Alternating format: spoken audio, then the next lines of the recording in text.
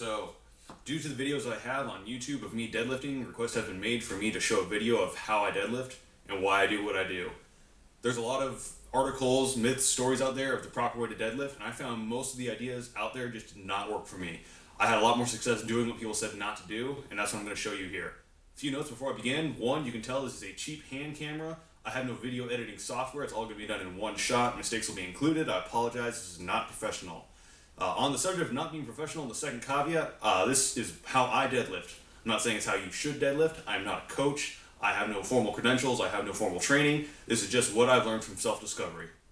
All right, before we begin, first thing, straps. I use them every time I deadlift. Anytime in training, I use straps. A lot of people have opinions on them. I don't care what they are. They work.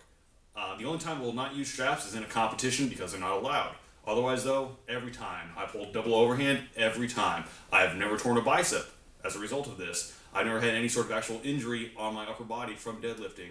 They work. They allow you to deadlift and focus more on your form than your grip.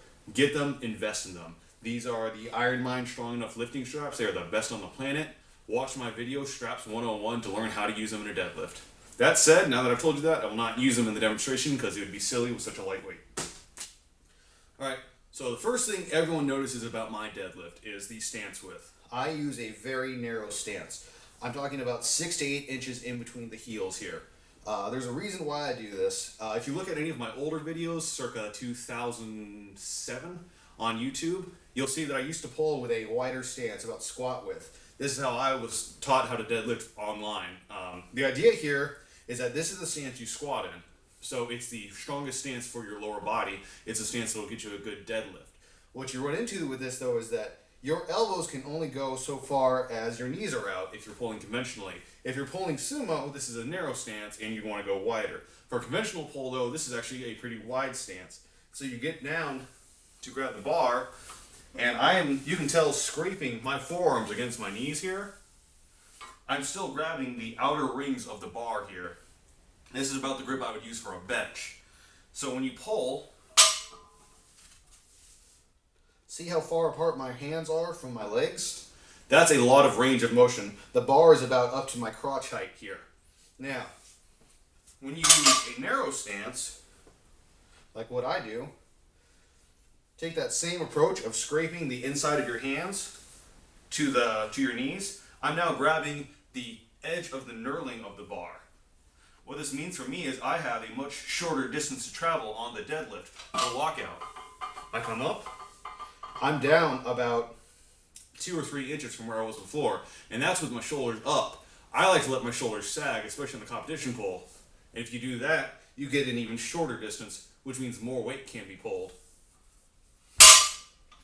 The other benefit of the narrow stance is that if you take that wide stance again, it's very hard to get leg drive out of there, especially on a max effort pull. You'll get down, you'll bend your knees, and then you'll go to pull the weight, and your legs just aren't there. So the first thing that'll happen is your legs will shoot straight up, and you'll just straight leg the pull up the whole time.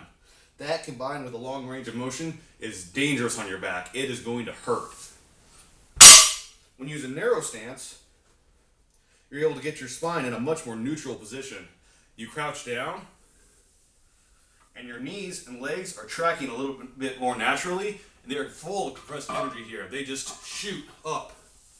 And additionally, if you roll back into the deadlift, it really gets your back into alignment.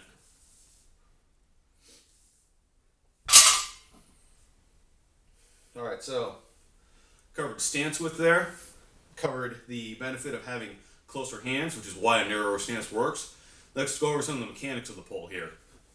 I'm going to turn the weight sideways here to show you.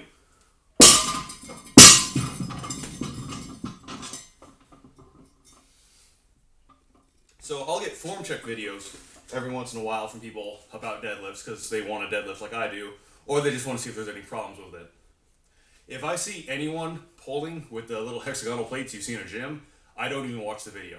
And I tell them, look, you're not going to be able to pull with those kind of plates. They just don't work. And it's upsetting because it's what they have, but it's the truth. I've tried it before. They don't work. The reason why, at least if you want to deadlift like I do, is because the start of the pull necessitates a backwards roll of the bar. It's not a major one. You don't have to do like some people do where they roll the bar all the way out, then pull it into their shins and lift up. It works. It's not what I do. But it still is important that after you set up and you grab, the weight's going to go a little bit in front of you, and then when you get your hips engaged, it's going to get pulled to you just about an inch or two. That is important to get the pull going. What this does is it gets your weight on your heels so that you can just shoot up with the weight. If the weight's not on your heels, if it's on your toes, you're going to straight leg it. You're going to fall forward, shoot up, and then try to lift the weight. And there's just not as much strength there. So basically, you've removed your legs from the pull. That's taking out some very big muscles in that pull. The more you can recruit, the better. That's why it's essential that you get that backwards roll and then pull up. Now, something else you probably noticed already is the lockout there. One of the big mistakes people make with the lockout, it's a combination of factors. They've got that wide stance, they've got that wide grip, the bar's in front of them, so they've run out of room to do anything, so that once they get the bar up, all they can do is extend their lower back to pull. Do you see how far back I'm leaning here? This is putting a lot of shearing force on your spine and on your lower back. Whenever someone tells me deadlifts hurt my lower back, I tell them you're fucking up the lockout. That's all it is. I don't even have to see a form video to know lower back pain means bad lockout. The way you should lock out is grab the bar, roll it back, pull, and then once it gets past the knees, shoot the hips forward. When you do that, not only does it make the pull end much quicker because you're essentially just rolling the bar up your hips and locking out, but it uses your hips instead of your lower back muscles to complete the lockout. They're much hardier, they're much better at this. And if you're talking from a competition standpoint, much shorter range of motion, which is all I'm about here. I want to make sure I pull as much weight as possible. So if you look at a hyperextended lockout, the weight goes, and it goes, again, all the way up into my crotch. That's a lot more range than I need. If I just shoot my hips forward instead, it's down. And if I even let my shoulder sag, it's down even further. It's a shorter distance, that's more weight pulled. If you want some tips on drilling the lockout, kettlebell swings. I live and die by kettlebell swings, and I can track into my training log. If I'm doing my swings, my lockout is great. If I neglect them, my lockout is terrible. So to review, narrow stance means shorter ROM, means better leg drive. Having the hands in, shorter ROM, more weight. Getting that roll means you can pull.